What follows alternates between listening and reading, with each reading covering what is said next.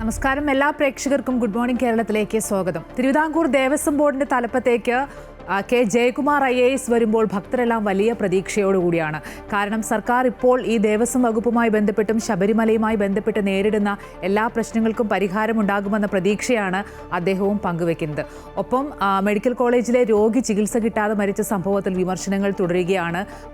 അതേപോലെ തന്നെ ബാംഗ്ലൂർ വന്ദേ ഭാരതിലെ ഗണഗീതവുമായി ബന്ധപ്പെട്ട വിവാദങ്ങളും കെട്ടടങ്ങിയിട്ടില്ല. ദേശീയ തലത്തിലേക്ക് വരികയാണെങ്കിൽ ബീഹാറിൽ രണ്ടാം ഘട്ട തെരഞ്ഞെടുപ്പിന്റെ കൊട്ടിക്കലാശവും ഇന്നാണ്. ഒപ്പം പാലക്കാട് നിന്ന് ഒരു വാഹനാപകടത്തിന്റെ വാർത്തയും രാവിലെ ഒരു ദുരന്ത വാർത്തയും പങ്കുവയ്ക്കാനുണ്ട്. എല്ലാ വാർത്തകളിലേക്കും വരാം. ആദ്യം പ്രധാന തലക്കെട്ടുകൾ നോക്കാം.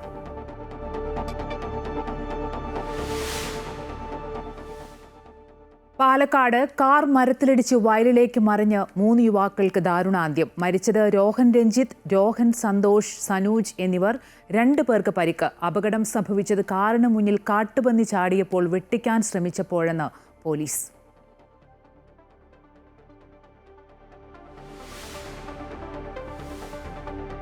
ശബരിമലയിൽ നിന്ന് മാരീചന്മാരെ അകറ്റി നിർത്തി നടപടിക്രമങ്ങളിൽ പ്രൊഫഷണൽ സംവിധാനം കൊണ്ടുവരുമെന്ന് തിരുവിതാംകൂർ ദേവസ്വം ബോർഡിന്റെ നിയുക്ത പ്രസിഡന്റ് കെ ജയകുമാർ. ഇടനിലക്കാരെ പൂർണ്ണമായും ഒഴിവാക്കി ഏറ്റവും സാധാരണക്കാരനായ ഭക്തന് തൊഴുതു മടങ്ങാനുള്ള സൗകര്യമൊരുക്കും. ഗുരുതര പ്രശ്നങ്ങൾ മുൻകൂട്ടി കാണുന്ന സംവിധാനം ശബരിമലയിൽ ഉണ്ടാകണമെന്നും ജയകുമാർ അമൃത വാർത്തകളോട്.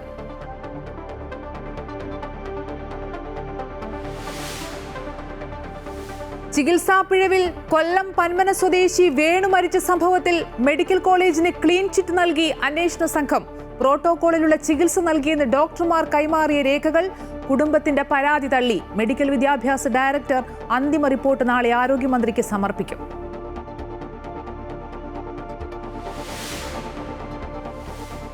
ബീഹാറിൽ അവസാനഘട്ട തെരഞ്ഞെടുപ്പിന്റെ പരസ്യ പ്രചരണം ഇന്ന് അവസാനിക്കും. കൊട്ടിക്കലാശത്തിന് പ്രമുഖരെ കളത്തിലിറക്കി NDAയും ഇന്ത്യ മുന്നണിയും. മറ്റന്നാൾ വിധിയെഴുത്ത് 122 മണ്ഡലങ്ങളിൽ.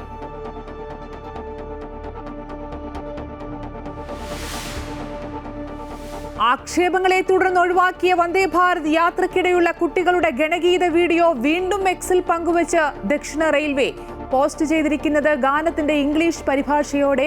റെയിൽവേയുടെ നടപടി സ്കൂളിൽ ദിവസേന പാടുന്ന ദേശഭക്തി ഗാനമെന്ന് സ്കൂൾ അധികൃതർ വിശദീകരിച്ചതോടെ.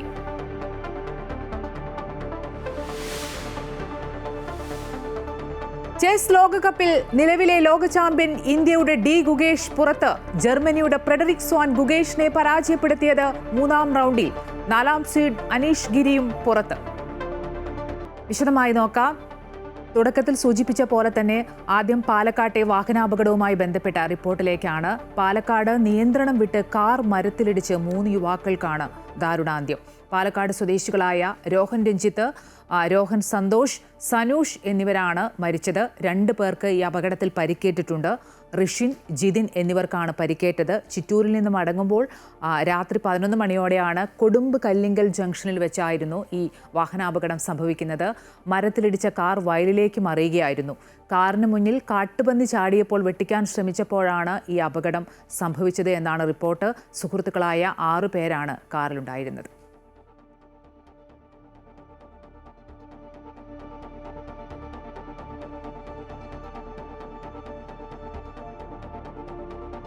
ഇനി മെഡിക്കൽ കോളേജിലെ ചികിത്സ കിട്ടാതെ രോഗി മരിച്ച സംഭവത്തിലേക്ക് വരികയാണെങ്കിൽ അന്വേഷണ റിപ്പോർട്ട് നാളെ സമർപ്പിക്കും. മെഡിക്കൽ വിദ്യാഭ്യാസ ഡയറക്ടർ ആരോഗ്യ വകുപ്പിന് റിപ്പോർട്ട് കൈമാറും. അന്വേഷണ റിപ്പോർട്ടിന്റെ അടിസ്ഥാനത്തിലായിരിക്കും തുടർ നടപടികൾ. ചികിത്സാ പിഴവ് ഉണ്ടായിട്ടില്ലെന്ന നിലപാടിൽ ഉറച്ചു നിൽക്കുകയാണ് മെഡിക്കൽ കോളേജ് അധികൃതർ. കൂടുതൽ വിവരങ്ങളുമായി ദേവിക ചന്ദ്രൻ ചേരുന്നുണ്ട്. ദേവിക, സൂചിപ്പിച്ച പോലെ തന്നെ ആർക്കും പിഴവ് സംഭവിച്ചിട്ടില്ല എന്നാണ് മെഡിക്കൽ കോളേജിന്റെ റിപ്പോർട്ടിലുള്ളത്. ഡോക്ടർമാരുടെ അടക്കം മൊഴിയെടുത്തിരുന്നു. എല്ലാ മാനദണ്ഡ പ്രകാരവുമുള്ള ചികിത്സ വേണുവിന് കിട്ടിയെന്നാണ് റിപ്പോർട്ടിൽ പറയുന്നത്. മറ്റ് ഒരു റിപ്പോർട്ട് കൂടി വരാനിരിക്കുന്നതേ ഉള്ളൂ. അതിനുശേഷമായിരിക്കും ആരോഗ്യവകുപ്പിന്റെ തുടർ നടപടികളൊക്കെ ഉണ്ടാവുക. അമ്പിളി, ഈ കൊല്ലം ജില്ലാ ആശുപത്രിയിൽ നിന്നും എത്രയും വേഗം ആൻജിയോഗ്രാം ചെയ്യണമെന്ന് കാണിച്ച് ഒരു രോഗിയെ തിരുവനന്തപുരം മെഡിക്കൽ കോളേജ് ആശുപത്രിയിലേക്ക് അയക്കുന്നു. അവിടെ ദിവസങ്ങളോളം ആരാലും പരിഗണിക്കപ്പെടാതെ ഒരു രോഗി കിടക്കുന്നു. അവസാനം മരിക്കുമെന്നൊരു നിസ്സഹായാവസ്ഥ വരുമ്പോൾ അദ്ദേഹം സുഹൃത്തുക്കൾക്കടക്കം ചില ശബ്ദ സന്ദേശങ്ങൾ അയക്കുന്നു. ഈ ശബ്ദ സന്ദേശങ്ങൾ അടക്കം പുറത്തു വന്നതോടെയാണ് തിരുവനന്തപുരം മെഡിക്കൽ കോളേജ് വീണ്ടും വിവാദങ്ങളിൽ നിറയുന്നത്. അവിടുത്തെ അപര്യാപ്തതകൾ വീണ്ടും പൊതുസമൂഹത്തിന് മുൻപിലെത്തുന്നത്. ഇത്തരത്തിലൊരു രോഗിയുടെ മരണം സംഭവിച്ചിട്ട് പോലും തങ്ങളുടെ ഭാഗത്തു നിന്നും ചികിത്സാ പിഴവ് ഉണ്ടായിട്ടില്ല എന്ന വാദമാണ് ഈ അധികൃതരുടെ ഭാഗത്തു നിന്നും ഉണ്ടാകുന്നത്. മുൻപ് ഈ മെഡിക്കൽ കോളേജ് സൂപ്രണ്ട് ജയചന്ദ്രൻ മാധ്യമങ്ങളെ കണ്ടപ്പോൾ അദ്ദേഹം പറഞ്ഞത് ക്രിയാറ്റിൻ ലെവൽ വളരെ കൂടുതലായിരുന്നത് കൊണ്ടാണ് ഈ ആൻജിയോഗ്രാം എത്രയും വേഗം ചെയ്യാൻ സാധിക്കാത്തതെന്നാണ്. എന്നാൽ അതെല്ലാം തെറ്റാണെന്ന് തെളിയിക്കുന്ന രേഖകളൊക്കെ കഴിഞ്ഞ ദിവസം പുറത്തു വന്നിരുന്നു. എന്തായാലും ആരോഗ്യമന്ത്രിക്കും മുഖ്യമന്ത്രിക്കും ഈ വേണുവിന്റെ വീട്ടുകാർ നൽകിയ പരാതിയുടെ അടിസ്ഥാനത്തിൽ എത്രയും വേഗം അടിയന്തര റിപ്പോർട്ട് സമർപ്പിക്കണമെന്ന് ആരോഗ്യ വകുപ്പ് നിർദ്ദേശമിട്ടിരുന്നു. നാളെ ഈ DME ഈ റിപ്പോർട്ട് കൈമാറും. ഈ റിപ്പോർട്ടിന്റെ അടിസ്ഥാനത്തിലായിരിക്കും തുടർ നടപടികൾ എന്തെല്ലാമായിരിക്കും എന്ന കാര്യം വരിക. ഇതിൽ മറ്റൊരു കാര്യം കൂടിയുണ്ട്. അതായത് ഡോക്ടർ ഹാരിസ് ചിറക്കൽ, നമുക്കറിയാം മുൻപ് യൂറോളജി വിഭാഗവുമായി ബന്ധപ്പെട്ട പ്രശ്നങ്ങൾ വന്നപ്പോഴൊക്കെ ഇദ്ദേഹം ശക്തമായ ഭാഷയിൽ അതിനെ വിമർശിച്ചത് കൊണ്ടാണ് അന്നത്തെ പ്രശ്നങ്ങൾ പൊതുസമൂഹം അറിഞ്ഞത്. അന്ന് ഇദ്ദേഹത്തിനെതിരെ നടപടിക്ക് സാധ്യത ഉണ്ടായിരുന്നെങ്കിലും ശക്തമായിട്ടുള്ള പൊതുജന പിന്തുണ ഉണ്ടായിരുന്നത് കൊണ്ട് തന്നെയാണ് കടുത്ത നടപടികളിലേക്ക് ആരോഗ്യവകുപ്പ് കടക്കാത്തത്. ആ ഒരു സമയത്താണ് കഴിഞ്ഞ ദിവസം വീണ്ടും ഈ മെഡിക്കൽ കോളേജിന്റെ അപര്യാപ്തതകളെ ചൂണ്ടിക്കാണിച്ചുകൊണ്ട് ഡോക്ടർ ഹാരിസ് ചിറക്കൽ മുന്നോട്ട് വരുന്നത്. ഇതിൽ കടുത്ത അതൃപ്തി തന്നെയാണ് മെഡിക്കൽ വിദ്യാഭ്യാസ വകുപ്പിന് ഉള്ളത്. ഈ ഒരു സംഭവത്തിൽ ഇത്തരത്തിലൊരു പൊതുസമൂഹത്തിന് മുന്നിൽ ഈ മെഡിക്കൽ കോളേജിനെ പറ്റി വിമർശിക്കുന്നത് തുടർക്കഥയാകുന്ന ഒരു സാഹചര്യത്തിൽ ഇദ്ദേഹത്തെ നേരിട്ട് വിളിച്ചു വരുത്തി റിപ്പോർട്ട് തേടാനാണ് ഈ മെഡിക്കൽ ആരോഗ്യ വകുപ്പ് ശ്രമിക്കുന്നത്. പക്ഷേ മെഡിക്കൽ കോളേജ് ക്യാമ്പസിന് പുറത്തു നടന്ന പൊതുപരിപാടിയിലായതിനാൽ അതിന് സാധ്യമാകുമോ എന്ന കാര്യങ്ങൾ അടക്കം പരിശോധിക്കുന്നുണ്ട്. അമ്പിളി, ശരി, കഴിഞ്ഞ ദിവസം മെഡിക്കൽ കോളേജിൽ ചികിത്സ കിട്ടാതെ രോഗി മരിച്ച സംഭവത്തിൽ ഒരു പിഴവും ഉണ്ടായിട്ടില്ല എന്നാണ് മെഡിക്കൽ കോളേജ് അധികൃതർ ആവർത്തിച്ച് വ്യക്തമാക്കുന്നത്. മെഡിക്കൽ വിദ്യാഭ്യാസ ഡയറക്ടറുടെ റിപ്പോർട്ട് വരാനിരിക്കുന്നതേയുള്ളൂ. ആ റിപ്പോർട്ടിൽ മെഡിക്കൽ കോളേജിന് ക്ലീൻ ചിറ്റ് നൽകുമോ എന്നുള്ളതാണ് ഉറ്റുനോക്കുന്നത്. എന്തായാലും ഈ റിപ്പോർട്ടിൻ്റെയൊക്കെ അടിസ്ഥാനത്തിലായിരിക്കും ആരോഗ്യ വകുപ്പ് തുടർ നടപടി കൈക്കൊള്ളുക. കൂടുതൽ വിവരങ്ങൾ നൽകുകയായിരുന്നു ഇതുമായി ബന്ധപ്പെട്ട് ദേവിക ചന്ദ്രൻ. ശബരിമലയിൽ നിന്ന് മാരീജന്മാരെ അകറ്റി നിർത്തുമെന്നും ഒരു പ്രൊഫഷണൽ സംവിധാനം കൊണ്ടുവരുമെന്നും തിരുവിതാംകൂർ ദേവസ്വം ബോർഡിന്റെ നിയുക്ത പ്രസിഡന്റ് K. ജയകുമാർ. ഇടനിലക്കാരെ പൂർണ്ണമായും ഒഴിവാക്കി ഏറ്റവും സാധാരണക്കാരനായ ഭക്തന് തൊഴുതുമടങ്ങാനുള്ള സൗകര്യം ഒരുക്കുകയാണ് ആദ്യം ചെയ്യുക. ഗുരുതരമായ പ്രശ്നങ്ങൾ മുൻകൂട്ടി കാണുന്ന സംവിധാനം ശബരിമലയിൽ ഉണ്ടാകണം. ഈ തീർത്ഥാടനം ഭംഗിയായി നടത്താനാണ് പ്രഥമ പരിഗണനയെന്നും K. ജയകുമാർ പറഞ്ഞു. അമൃത ടിവിയുടെ വാക്ക് മറുവാക്കിൽ പങ്കെടുക്കുകയായിരുന്നു അദ്ദേഹം.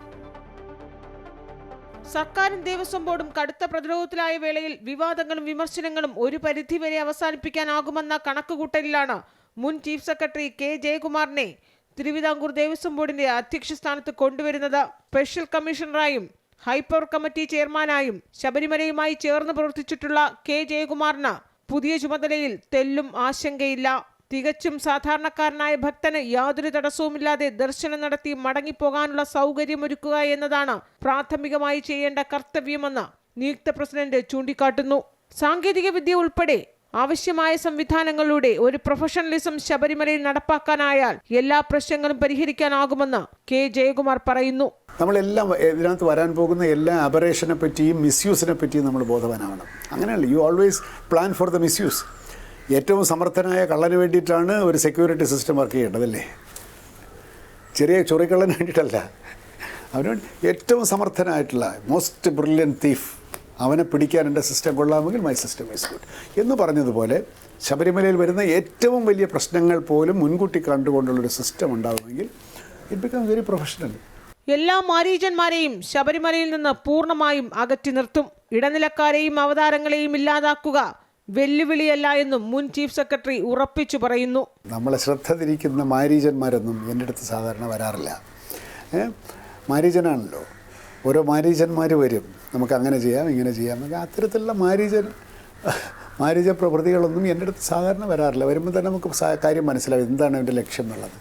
ഈ മണ്ഡലകാല തീർത്ഥാടനം കുറ്റമറ്റതാക്കി നടത്താനാണ് ആദ്യ പരിഗണനയെന്നും ദേവസ്വം ബോർഡിന്റെ നിയുക്ത പ്രസിഡന്റ് വ്യക്തമാക്കി.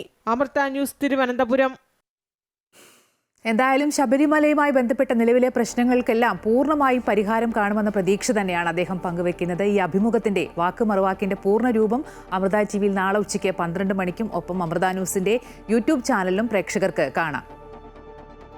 ഇന്ന് ഉച്ചയ്ക്ക് 12 മണിക്കും ഒപ്പം അമൃത ന്യൂസിന്റെ യൂട്യൂബ് ചാനലിലും പ്രേക്ഷകർക്ക് കാണാൻ സാധിക്കും.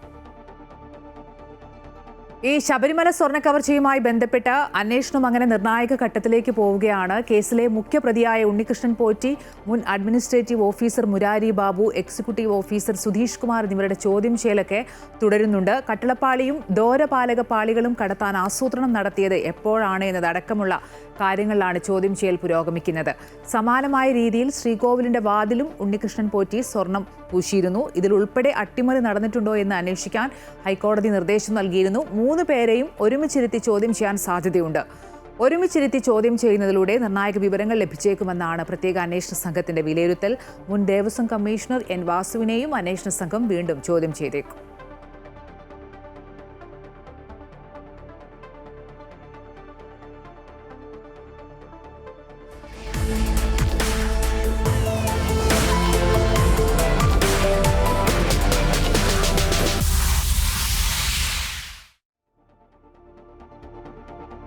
ബീഹാറിൽ രണ്ടാം ഘട്ട തെരഞ്ഞെടുപ്പിന്റെ പരസ്യ പ്രചാരണം ഇന്ന് അവസാനിക്കുകയാണ്. NDAയും അതുപോലെ തന്നെ മഹാസഖ്യവും ഒക്കെ വലിയ പ്രതീക്ഷയിലാണ്. 122 മണ്ഡലങ്ങളിലേക്കാണ് രണ്ടാം ഘട്ട തെരഞ്ഞെടുപ്പ് നടക്കുന്നത്. ദേശീയ നേതാക്കളെയെല്ലാം പ്രമുഖരെല്ലാം അണിനിരത്തി കൊട്ടിക്കലാശം വലിയ ആവേശത്തിലാക്കാൻ തന്നെയാണ് ബീഹാർ ശ്രമിക്കുന്നത്. വിശദാംശങ്ങളുമായി KK പ്രശാന്ത് ചേരുന്നുണ്ട്. പ്രശാന്ത്, രണ്ടാം ഘട്ടത്തിലേക്ക് ബീഹാർ കടക്കുകയാണ്. ഒന്നാം ഘട്ടം വലിയ ആവേശത്തിലായിരുന്നു കൊട്ടിക്കലാശം, അതുപോലെ തന്നെ പോളിംഗ് ശതമാനവും വലിയ രീതിയിൽ ഉണ്ടായിരുന്നു. രണ്ടാം ഘട്ടത്തിലേക്ക് വരുമ്പോൾ എങ്ങനെയാണ്?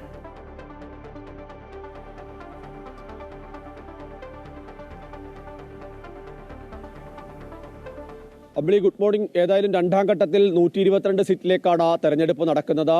11-ാം തീയതി തെരഞ്ഞെടുപ്പ് നടക്കും. 14-ാം തീയതി ഈ 2 ഘട്ടത്തിലെ കൂടി തെരഞ്ഞെടുപ്പ് ഫലം പുറത്തുവരും.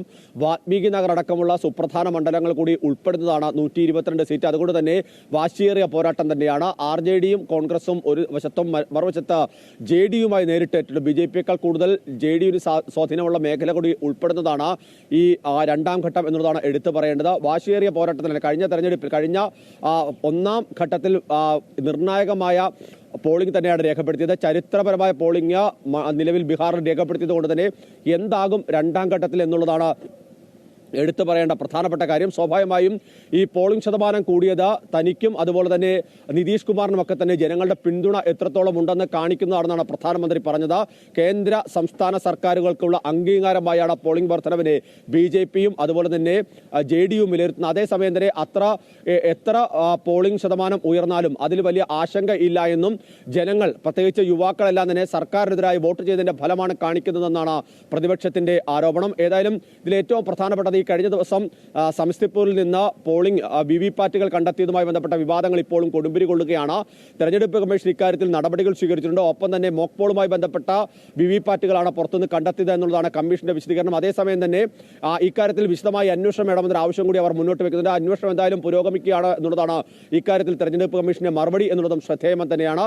പ്രധാനമന്ത്രി അടക്കമുള്ള ആളുകൾ വളരെ ശക്തമായി തന്നെ പ്രചരണങ്ങൾക്ക് നേതൃത്വം നൽകിയാണ്. ഈ രണ്ടാം ഘട്ടത്തിലും വലിയ ഗുരുതര ആരോപണങ്ങളാണ് ഈ മഹാസഖ്യത്തിനെതിരെ പ്രധാനമന്ത്രി ഉൾപ്പെടെ ഉന്നയിക്കുകയും ചെയ്തത്. മറുവശത്ത് ഇനി ഇത്തരത്തിൽ ഗുണ്ടാരാജിലേക്ക് പോകരുത് എന്ന് സർക്കാർ അല്ലെങ്കിൽ NDA പറയുന്നുണ്ടെങ്കിലും എന്താണ് ഇപ്പോഴും സംഭവിക്കുന്നത് എന്നുള്ളതാണ് പ്രതിപക്ഷം ചോദിക്കുന്നത്. ഏതായാലും വാശിയേറിയ തെരഞ്ഞെടുപ്പ് പോരാട്ടത്തിന്റെ ഒരു അവസാന നിമിഷങ്ങളിലേക്കാണ് എത്തി നിൽക്കുന്നത്. ഇന്ന് പരസ്യപ്രചരണം അവസാനിക്കുമ്പോൾ ആർക്ക് ഏത് മുൻതൂക്കം എന്നുള്ളത് ഇപ്പോഴും പ്രവചിക്കുക സാധ്യമല്ല. നേരിയ വ്യത്യാസത്തിന് NDA ഭരണം നിലനിർത്തുമെന്നുള്ള സർവേകൾ പുറത്തു വരുന്നുണ്ട്.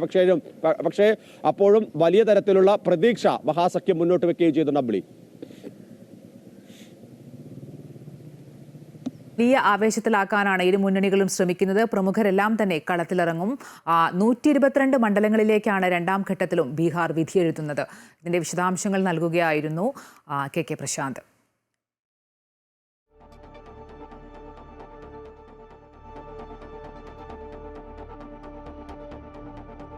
ഇനി ഇന്നലെ പുറത്തുവന്ന കോട്ടയത്തെ ഈ ആഭിചാരക്രിയയുമായി ബന്ധപ്പെട്ട വാർത്തയിലേക്കാണ്. തിരുവഞ്ചൂരിൽ ആഭിചാരക്രിയയുടെ പേരിൽ യുവതിയെ ഉപദ്രവിച്ച കേസിൽ ഭർത്തൃമാതാവിനെ ഇനിയും പിടികൂടിയിട്ടില്ല.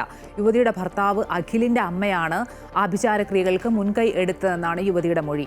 പോലീസിൽ പരാതി നൽകിയതറിഞ്ഞ് ഇവർ ഒളിവിൽ പോവുകയായിരുന്നു. യുവതിയുടെ ഭർത്താവ് അടക്കം 5 പേരെയാണ് കേസിൽ പ്രതി ചേർത്തിട്ടുള്ളത്.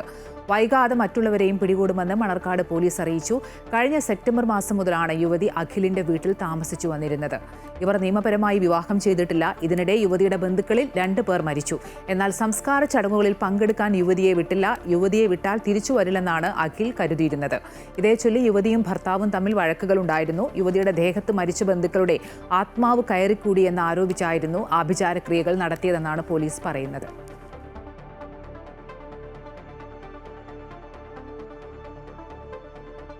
ആക്ഷേപങ്ങളെ തുടർന്ന് ഒഴിവാക്കിയ കുട്ടികളുടെ ഗണഗീതം വീഡിയോ വീണ്ടും എക്സിൽ പങ്കുവച്ച് ദക്ഷിണ റെയിൽവേ. ഗാനത്തിന്റെ ഇംഗ്ലീഷ് പരിഭാഷയോടുകൂടിയാണ് പോസ്റ്റ് ചെയ്തിരിക്കുന്നത്. എളമക്കര സരസ്വതി വിദ്യാലയത്തിലെ കുട്ടികൾ സ്കൂളിലെ പാട്ടുപാടി എന്ന അടിക്കുറിപ്പോട് കൂടിയാണ് പോസ്റ്റ്. സ്കൂളിൽ എല്ലാ ദിവസവും അസംബ്ലിയിൽ പാടുന്ന ദേശഭക്തി ഗാനമാണെന്ന് സ്കൂൾ അധികൃതർ വിശദീകരിച്ചതോടുകൂടിയാണ് വീണ്ടും പോസ്റ്റ് ചെയ്തതെന്ന് റെയിൽവേ വ്യക്തമാക്കി. വീണ്ടും വീഡിയോ പോസ്റ്റ് ചെയ്തതിന് റെയിൽവേയോട് എളമക്കര സരസ്വതി വിദ്യാനികേതനിലെ പ്രിൻസിപ്പൽ നന്ദി അറിയിച്ചു.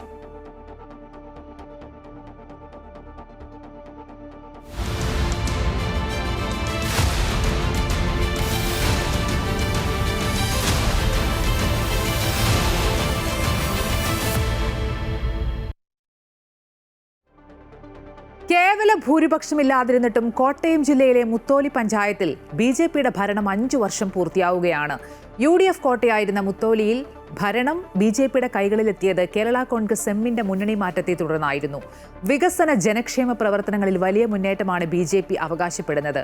എന്നാൽ ഇടതു വലത് മുന്നണികൾ BJPയുടെ വാദങ്ങളെ തള്ളുകയാണ്. പതിറ്റാണ്ടുകളായി UDF ഭരിച്ചിരുന്ന പഞ്ചായത്താണ് കേരള കോൺഗ്രസ് എമ്മിന് നിർണായക സ്വാധീനമുള്ള മുത്തോലി. കഴിഞ്ഞ തദ്ദേശ തെരഞ്ഞെടുപ്പിന് മുൻപ് കേരള കോൺഗ്രസ് എം ഇടതുപാളയത്ത് ചേർന്നപ്പോൾ തെരഞ്ഞെടുപ്പിൽ ഇവിടെ ഒരു മുന്നണിക്കും ഭൂരിപക്ഷം ലഭിച്ചില്ല. 13-അംഗ ഭരണസമിതിയിൽ BJP 6, LDF 5, UDF 2 എന്നതായി സീറ്റ് നില. തുടർന്ന് ഏറ്റവും വലിയ കക്ഷിയായ BJPക്ക് ഭരണം ലഭിച്ചു.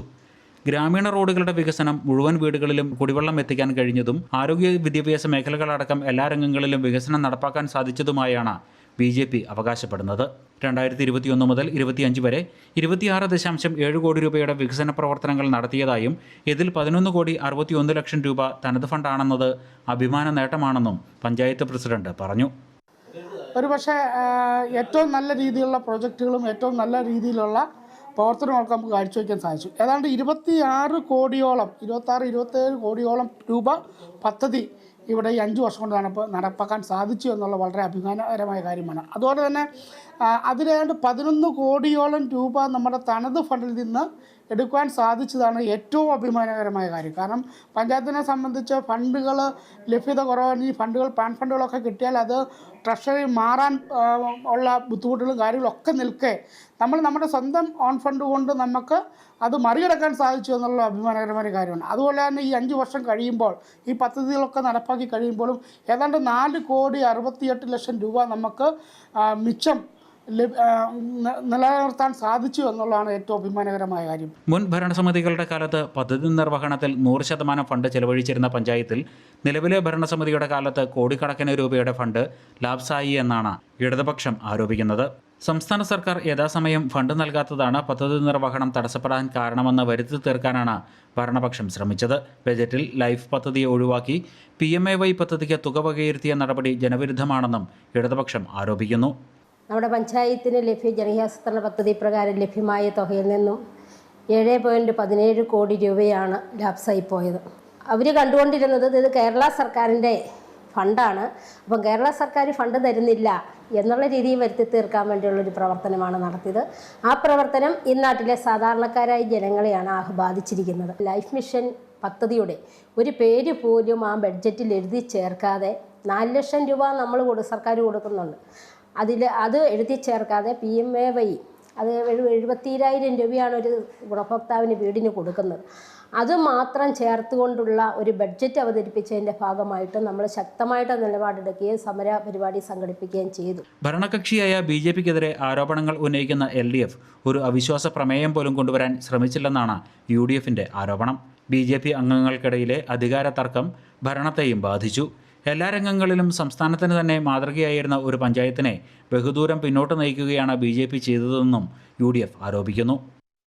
5 വർഷമായിട്ട് പോലും ഒരു അവിശ്വാസ പ്രമേയം പോലും ഇവിടുത്തെ രണ്ടാമത്തെ മുന്നണിയായ LDF കൊണ്ടുവന്നിരുന്നുവെങ്കിൽ പാസ്സാകാമായിരുന്നു. അതുപോലെ 5 വർഷം ഭരിച്ചെങ്കിൽ തന്നെ ഒരു ആ പാർട്ടിയിൽ പോലും യോജിപ്പില്ലായിരുന്നു. യോജിപ്പില്ലാത്തൊരു ഭരണമായിരുന്നു. UDF ഭരിച്ചിരുന്നപ്പോൾ പഞ്ചായത്ത് 1ാം സ്ഥാനം 2ാം സ്ഥാനമൊക്കെ ഉണ്ടായിരുന്നു. പല അവാർഡുകൾ കിട്ടിയിട്ടുണ്ട്. അതെല്ലാം നഷ്ടപ്പെട്ടു. ഭൂരിപക്ഷം ഇല്ലാതിരുന്നിട്ടും ഭരണത്തിൽ BJPക്ക് വെല്ലുവിളികളൊന്നും നേരിടേണ്ടി വന്നില്ല. അടുത്ത തെരഞ്ഞെടുപ്പിൽ ഭൂരിപക്ഷത്തോടെ തന്നെ പഞ്ചായത്തിൽ ഭരണം നിലനിർത്താനാകുമെന്നാണ് BJPയുടെ കണക്കുകൂട്ടൽ. എന്നാൽ വാർഡുകൾ കേന്ദ്രീകരിച്ച് ശക്തമായ പ്രവർത്തനങ്ങളിലൂടെ ഭരണം പിടിച്ചെടുക്കാനുള്ള ശ്രമത്തിലാണ് ഇടത് വലത് മുന്നണികൾ. പഞ്ചായത്തിൽ വാർഡുകളുടെ എണ്ണം 13-ൽ നിന്നും 14 ഉയരുമ്പോൾ അതിൻ്റെ ഗുണം ആർക്ക് ലഭിക്കുമെന്നും കാത്തിരുന്നു തന്നെ കാണണം. അമൃത ന്യൂസ്, കോട്ടയം. സ്വകാര്യ കണ്ടെയ്നർ യാർഡ് ജനജീവിതത്തിന് ഭീഷണിയാവുന്നതായി നാട്ടുകാർ. എറണാകുളം പുതുവൈപ്പിൽ പ്രവർത്തിക്കുന്ന കണ്ടെയ്നർ യാർഡിനെതിരെയാണ് നാട്ടുകാർ രംഗത്തെത്തിയിട്ടുള്ളത്. ഇടുങ്ങിയ വഴിയിലൂടെ കണ്ടെയ്നർ ലോറികൾ പോകുന്നത് മൂലം അപകടങ്ങൾ പതിവാണ്. ദിവസങ്ങൾക്ക് മുമ്പ് ഇവിടെ വെച്ച് 8 വയസ്സുകാരിക്ക് ലോറി ഇടിച്ച് കാലിന് ഗുരുതര പരിക്കേറ്റിരുന്നു. പുതുവൈപ്പ് ബെൽബോ ജംഗ്ഷനിലെ ജനങ്ങളാണ് കണ്ടെയ്നർ യാർഡിലേക്ക് എത്തുന്ന ലോറികൾ മൂലം ദുരിതം അനുഭവിക്കുന്നത്. ജനങ്ങൾ തിങ്ങിപ്പാർക്കുന്ന പ്രദേശത്തേക്ക് യാതൊരു നിയന്ത്രണങ്ങളുമില്ലാതെയാണ് ലോറികൾ എത്തുന്നത്. ടൺ കണക്കിന് ഭാരവും വഹിച്ചു വരുന്ന ലോറികൾ ജനജീവിതത്തിന് ഭീഷണിയാകുന്നു. വാഹനങ്ങളുടെ കുലുക്കം മൂലം റോഡിന് ഇരുവശത്തുമുള്ള വീടുകൾ തകർച്ചയുടെ വക്കിലാണെന്ന് നാട്ടുകാർ പറയുന്നു. നമ്മളീ പ്രദേശം എന്ന് പറഞ്ഞിട്ടുണ്ടെങ്കിൽ ചതുപ്പ് പ്രദേശമാണ്. ഈ ചതുപ്പ് പ്രദേശത്ത് കൂടിയാണ് ഈ വരുന്ന ഹെവി ലോഡുകൾ കയറിപ്പോകുന്നത്.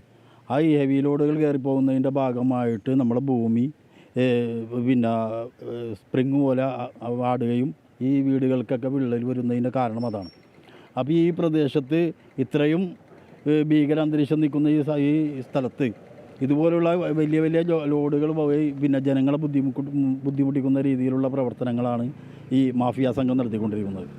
ചരക്ക് നീക്കം നടക്കുമ്പോൾ ഒരേ സമയം 100 കണക്കിന് ലോറികളാണ് യാർഡിലേക്ക് എത്തുന്നത്. ഇതുമൂലം അപകടങ്ങളും പതിവായി. ഏതാനും ദിവസങ്ങൾക്ക് മുൻപാണ് 8 വയസ്സുകാരിയെ ലോറി ഇടിച്ചത്. കാലിന് ഗുരുതര പരിക്കേറ്റ കുട്ടി ഇപ്പോൾ ചികിത്സയിലാണ്. കുട്ടിയെ ഇടിച്ചിട്ട ലോറി നിർത്താതെ പോകുകയായിരുന്നുവെന്ന് കുട്ടിയുടെ അമ്മ പറഞ്ഞു. ഞാൻ കടയിൽ പോയ എൻ്റെ ബേക്കിൽ കൊച്ചി എന്നെ അന്വേഷിച്ച് വരുന്ന സംഭവത്താണ് വണ്ടി ഇങ്ങനെ മുട്ടിയേക്കണത്. അത് മുട്ടിയ ഉടനെ വണ്ടിക്കാർ നിർത്താതെ എന്താണ് ഏതാണെന്ന് അന്വേഷിക്കാതെ പോവുകയാണ് ചെയ്തത്. എൻ്റെ എല്ല് പൊട്ടിയിട്ട് ഒടിവ് സംഭവിച്ചിട്ടുണ്ട് കാലിന്. പിന്നെ അകൽച്ചയുണ്ട് എല്ല് തമ്മിൽ. ആ അകൽച്ച ഉള്ളത് അവർ വലിച്ചിട്ടിട്ട് പ്ലാസ്റ്റർ ഇട്ടേക്കണേ. ആ വലിച്ചിട്ടേക്കണത് സക്സസ് ആയില്ലെന്ന് അറിഞ്ഞിട്ട് വേണം അടുത്ത സ്റ്റേജിലേക്ക് നീങ്ങണമെങ്കിൽ. അതുകൊണ്ട് ഡോക്ടർ ഒരു ഉറപ്പും പറഞ്ഞിട്ടില്ല എന്താകും ഏതാവുന്നൊന്നും.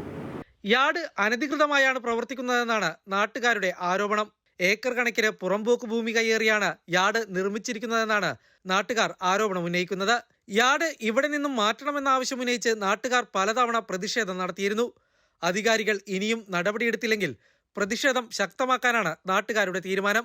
കുറച്ചു കാലങ്ങളായിട്ട് ഭൂമാഫിയ വഴി മേടിച്ചുവിട്ട ഈ ചതുപ്പ് പ്രദേശവും നമ്മുടെ ജലം പോണ തോടുകളൊക്കെ നികത്തി ഈ ഒരു വലിയ മുതലാളി എബ്രഹാം എന്ന് പറഞ്ഞ മുതലാളി ഒരു കുറച്ച് സ്ഥലം മേടിച്ചത് ഈ കണ്ടെയ്നർ യാർഡിനായിട്ട് ഉപയോഗിക്കുന്ന രീതിയിലേക്ക് എന്നിട്ട് അവരത് റെൻറ്റിനായിട്ട് കണ്ടെയ്നർ യാർഡ് ആയിട്ട് മറ്റുള്ള കമ്പനികൾക്ക് കൊടുത്തിട്ട് ഈ പ്രദേശത്ത് ഈ 3 മീറ്റർ വീതിയുള്ള ഈ വഴിയിൽ കൂടി നിരന്തരം, അതായത് ഒരു ദിവസം ഏറ്റവും കുറഞ്ഞത് 1000 കണ്ടെയ്നർ വണ്ടികൾ, അതായത് DP വെള്ളിൽ ഷിപ്പ് എത്തിക്കഴിഞ്ഞാൽ ഉടനെ കണ്ടെയ്നർ ആയിട്ട് ഇവിടെ നിന്ന് അങ്ങോട്ട് പോവുകയും അവിടെ നിന്നുള്ള കാലി കണ്ടെയ്നർ തിരിച്ചിവിടെ കൊണ്ടുവന്ന് വെക്കുകയും ചെയ്യുന്ന രീതിയിൽ വർഷങ്ങളായി.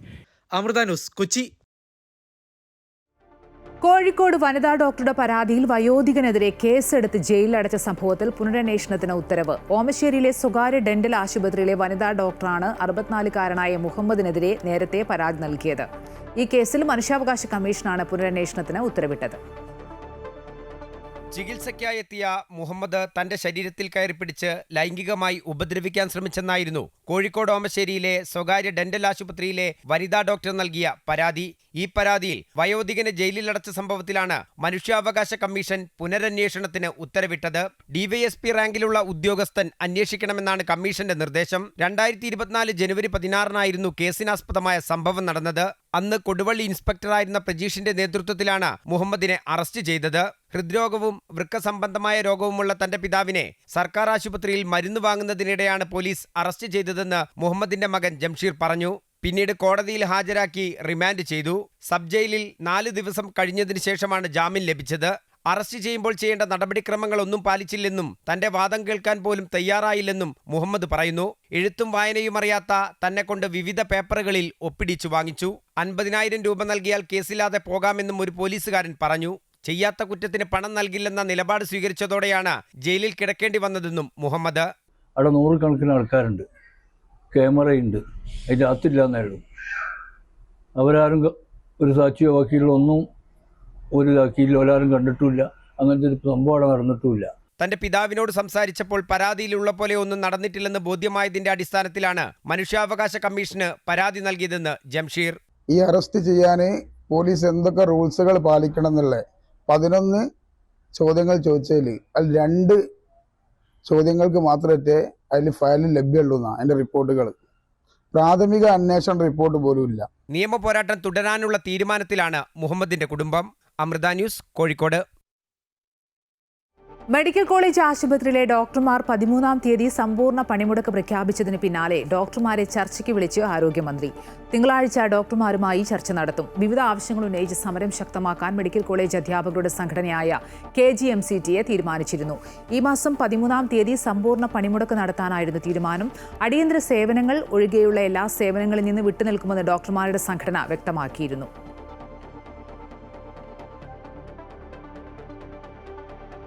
7 പതിറ്റാണ്ടിന്റെ സൗഹൃദവും ഓർമ്മകളും പങ്കുവച്ച് വിദ്യാർത്ഥികൾ. Thiruvananthapuram Thycaud boys higher secondary സ്കൂളിലായിരുന്നു പൂർവ്വ വിദ്യാർത്ഥികൾ ഒത്തുചേർന്നത്.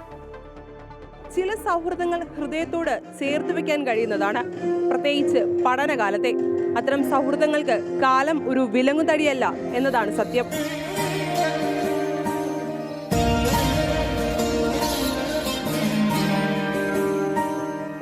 ഇത് ബൈജു, തൈക്കാട് ഗവൺമെന്റ് ബോയ്സ് സ്കൂളിൽ 77-ാം ബാച്ചിൽ പഠിച്ച പട്ടാളക്കാരൻ. എന്നാൽ വർഷങ്ങൾക്കു ശേഷം സ്കൂൾ സംഗമത്തിലൂടെ കൂടെ പഠിച്ച സുഹൃത്തുക്കളെ കാണുന്നതിന്റെ സന്തോഷത്തിലാണ് അദ്ദേഹം.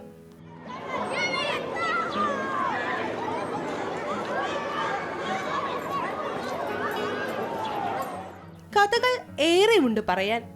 സ്കൂൾ പരീക്ഷയ്ക്ക് കോപ്പിയടിച്ചതും അധ്യാപകരുടെ കയ്യിൽ നിന്നും അടിവാങ്ങിയതുമൊക്കെ അതിൽ ചിലതു മാത്രം. സംഗമത്തിൽ അധ്യാപകർ കൂടി ചേർന്നപ്പോൾ ഓർമ്മകൾക്ക് ഇരട്ടി മധുരം. സൂര്യകൃഷ്ണമൂർത്തി, A. സമ്പത്ത്, ചലച്ചിത്ര താരം നന്ദു എന്നീ പ്രഗത്ഭർ ഈ വിദ്യാലയത്തിന്റെ സൃഷ്ടികളാണ്. ആ സൗഹൃദത്തിന് പുതിയതായിട്ട് വരുന്ന സൗഹൃദത്തെക്കാൾ കൂടുതൽ ബലമുണ്ട്. അന്ന് അധ്യാപകർ ഞങ്ങളുടെ ഗുരുനാഥന്മാർ, ഞങ്ങളുടെ വഴികാട്ടികളായിരുന്നു എന്നുള്ളത് പോലെ അതിനപ്പുറമായി ഇന്ന് ഞാൻ മനസ്സിലാക്കുന്നത് ഈ കുട്ടികളും അധ്യാപകരും അവർ അടുത്ത സുഹൃത്തുക്കളാണ്. ഞങ്ങളുടെ ജീവിതത്തിൻ്റെ അടിത്തറ ഇട്ട സ്ഥലമാണിത്. അപ്പം നമ്മൾ എന്തെങ്കിലും നല്ല പ്രവർത്തികൾ ചെയ്യുന്നുണ്ടെങ്കിൽ അതിൻ്റെ എല്ലാം കാരണം ഞങ്ങളെ പഠിപ്പിച്ച അധ്യാപകരും അതൊക്കെയാണ്. ഈ മായാത്ത പുഞ്ചിരി പോലെ നിലനിൽക്കട്ടെ ഇവരുടെ സൗഹൃദവും. ക്യാമറമാൻ ചന്ദ്രജോസിനൊപ്പം സനീറ്റ, അമൃത ന്യൂസ്, തിരുവനന്തപുരം. കെഗേലി സമാധാന പുരസ്കാരം സദ്ഗുരു ശ്രീമാത അമൃതാനന്ദമയി ദേവിക്ക്. ഫ്രാൻസിലെ ഷർത്രയിൽ ആയിരങ്ങൾ പങ്കെടുത്ത ചടങ്ങിൽ അമ്മയ്ക്ക് പുരസ്കാരം സമ്മാനിച്ചു.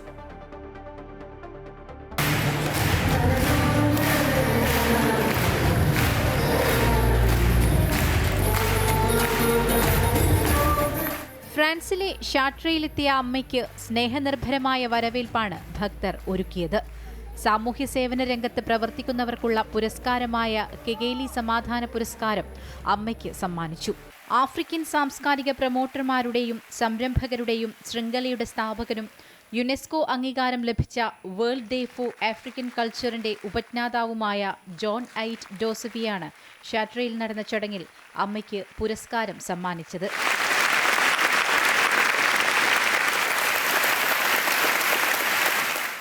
ലോകത്തെ മുഴുവൻ ആശ്ലേഷിക്കുന്ന അമ്മയെ പുരസ്കാരം നൽകി ആദരിക്കുന്നതിൽ അഭിമാനമുണ്ടെന്ന് ജോൺ ഐറ്റ് ഡോസവി പറഞ്ഞു.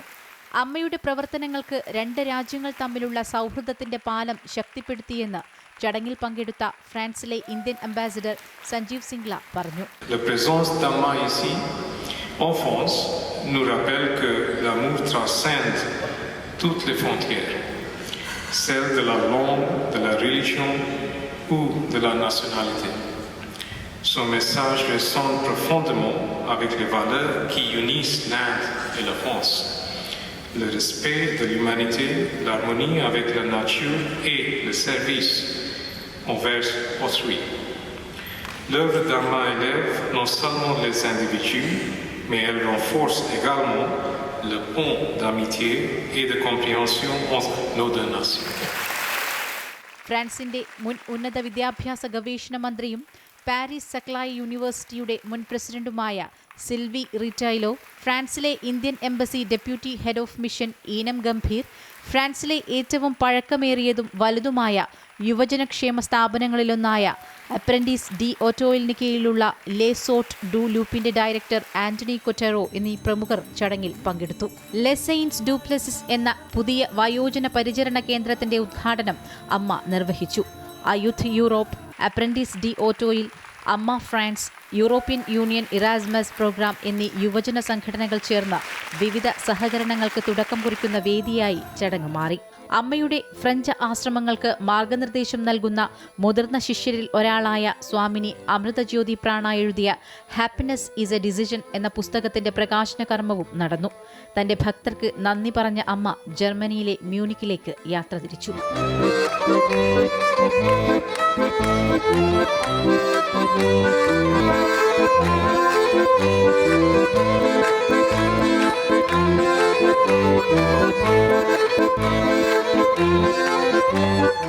News desk Amrita TV.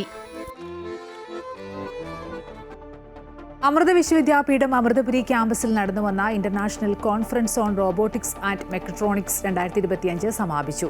Robotics, automation, intelligence, systems മേഖലകളിലെ വളർന്നുവരുന്ന ട്രെൻഡുകൾ, സാങ്കേതിക വിദ്യകൾ, നൂതനാശയങ്ങൾ എന്നിവ വിദ്യാർത്ഥികൾക്ക് പരിചയപ്പെടുത്തുന്നതിനായാണ് അമൃത ഹട്ട് ലാബ്സിന്റെ ആഭിമുഖ്യത്തിൽ പരിപാടി സംഘടിപ്പിച്ചത്. 2 ദിവസങ്ങളിലായാണ് അമൃത വിശ്വവിദ്യാപീഠം അമൃതപുരി ക്യാമ്പസിൽ അമൃത ഹ്യൂമാനിറ്റേറിയൻ ടെക്നോളജി ലാബ്സിന്റെ നേതൃത്വത്തിൽ അന്താരാഷ്ട്ര കോൺഫറൻസും സ്മാർട്ട് വെഹിക്കിൾ എക്സ്പോയും നടന്നത്. അന്താരാഷ്ട്ര കോൺഫറൻസിന്റെ ഉദ്ഘാടനം Chennai Bioworld waste management solution CEO Kannan Tajpur Sampath നിർവഹിച്ചു. Delhi ATS managing director Ramanathan Srinivasan മുഖ്യ അതിഥിയായി. ചടങ്ങിൽ institute of electrical and electronics engineers Kerala sections അധ്യക്ഷൻ doctor BS Manoj, Brahmachari Achyutamrita Chaitanya, doctor SN Jyothi, doctor Rajesh Kannan Meghalingam, doctor Ramya എന്നിവർ പങ്കെടുത്തു. ഹട്ട് ലാബ്സിൽ വികസിപ്പിച്ചെടുത്ത ആർട്ടിഫിഷ്യൽ ഇന്റലിജൻസിന്റെ സഹായത്തോടെ പ്രവർത്തിപ്പിക്കാവുന്ന തേങ്ങാ പൊതിക്കുന്ന യന്ത്രങ്ങൾ ചടങ്ങിൽ വെച്ച് കർഷകർക്ക് കൈമാറി. ഇന്ത്യയിലെയും വിദേശത്തെയും വാഹന നിർമ്മാതാക്കളുടെ സ്മാർട്ട് വെഹിക്കിൾ എക്സ്പോയിൽ വിപണിയിലെ ഏറ്റവും പുതിയ ഇലക്ട്രിക് ഹൈബ്രിഡ് വാഹനങ്ങൾ പ്രദർശിപ്പിച്ചു. വാഹനങ്ങൾക്ക് പുറമെ വിപണിയിലെ നൂതന ഇന്റലിജന്റ് മൊബിലിറ്റി സൊല്യൂഷനുകളും ഓട്ടോണമസ് വാഹന സാങ്കേതിക വിദ്യകളും എക്സ്പോയിൽ ശ്രദ്ധേയമായി. റോബോട്ടിക്സ്, AI, ഓട്ടോണമസ് സിസ്റ്റംസ് എന്നിവയിലെ അത്യാധുനിക വിഷയങ്ങളെക്കുറിച്ചുള്ള പ്രായോഗിക പരിശീലന സെക്ഷനുകൾ, റോബോ എക്സ്പോ എന്നിവയും ക്യാമ്പസിൽ സംഘടിപ്പിച്ചു. കോൺഫറൻസിന്റെ ഭാഗമായി റോബോട്ടിക്സ്, ഓട്ടോമേഷൻ, ഇന്റലിജന്റ് സിസ്റ്റംസ് എന്നിവയിലെ വളർന്നുവരുന്ന ട്രെൻഡുകൾ, സാങ്കേതിക വിദ്യകൾ, നൂതനാശയങ്ങൾ എന്നിവ ചർച്ച ചെയ്തു. 2 ദിവസങ്ങളിലായി നടന്ന കോൺഫറൻസിന്റെ ഭാഗമായി ലോകത്തിന്റെ വിവിധ ഭാഗങ്ങളിൽ നിന്നുള്ള ഗവേഷകർ, അക്കാദമീഷ്യന്മാർ, വിദ്യാർത്ഥികൾ, വ്യവസായ പ്രമുഖർ എന്നിവരാണ് അമൃതപുരിയിലെത്തിയത്. അമൃത ന്യൂസ്, കൊല്ലം. പാർലമെന്റിന്റെ ശൈത്യകാല സമ്മേളനം വെട്ടിച്ചുരുക്കി. ഡിസംബർ 1 മുതൽ 19 വരെയാണ് ശൈത്യകാല സമ്മേളനം നടക്കുക. സാധാരണ നവംബർ അവസാന ആഴ്ചയിലാണ് ശൈത്യകാല സമ്മേളനം ആരംഭിക്കുന്നത്. കഴിഞ്ഞ തവണ നവംബർ 25 മുതൽ ഡിസംബർ 20 വരെയായിരുന്നു സമ്മേളനം. അർത്ഥവത്തായ സമ്മേളനമായി ഈ ഘട്ടത്തെ മാറ്റണമെന്ന് പാർലമെന്ററി കാര്യമന്ത്രി കിരൺ റിജിജു അഭ്യർത്ഥിച്ചു. അതേസമയം സർക്കാർ തീരുമാനത്തിനെതിരെ പ്രതിപക്ഷം രംഗത്തെത്തിയിട്ടുണ്ട്. വിശദമായ ചർച്ചകൾ ഒഴിവാക്കാനുള്ള സർക്കാരിന്റെ ശ്രമത്തിന്റെ ഭാഗമാണ് പാർലമെന്റ് സമ്മേളനം വെട്ടിച്ചുരുക്കിയതെന്ന് കോൺഗ്രസ് നേതാക്കൾ. പാർലമെന്റിനെ അഭിമുഖീകരിക്കാനുള്ള ബുദ്ധിമുട്ട് കൊണ്ടാണ് സമ്മേളന സമയം വെട്ടിച്ചുരുക്കിയെന്ന് തൃണമൂൽ കോൺഗ്രസും പ്രതികരിച്ചു.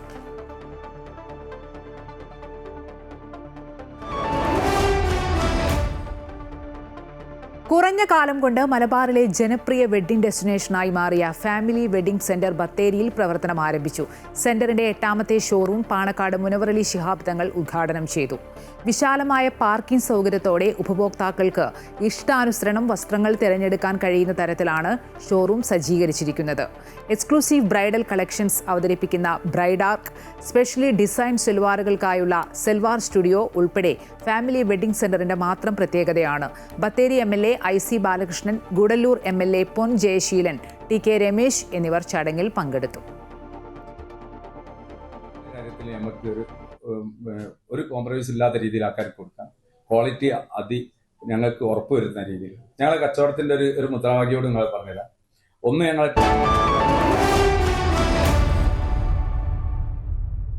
ചെസ് ലോകകപ്പിൽ നിലവിലെ ലോക ചാമ്പ്യൻ ഇന്ത്യയുടെ ഡി ഗുഗേഷ് പുറത്ത്. മൂന്നാം റൗണ്ടിൽ ജർമ്മനിയുടെ ഫ്രെഡറിക് സ്വാനാണ് ഗുഗേഷിനെ പരാജയപ്പെടുത്തിയത്. 55 നീക്കങ്ങൾക്കൊടുവിലാണ് ലോക റാങ്കിങ്ങിൽ 9ാമതുള്ള ഗുഗേഷ് 75ാം റാങ്കിലുള്ള സ്വാനിനോട് തോറ്റത്. 4ാം സീഡ് അനീഷ് ഗിരിയും പുറത്തായി. എന്നാൽ അർജുൻ എരിഗൈസി, ആർ പ്രജ്ഞാനന്ദ, പ്രണവ് വെങ്കിട്ടരാമൻ, പെൻഡല ഹരികൃഷ്ണ എന്നിവർ 4ാം റൗണ്ടിലേക്ക് കടന്നു.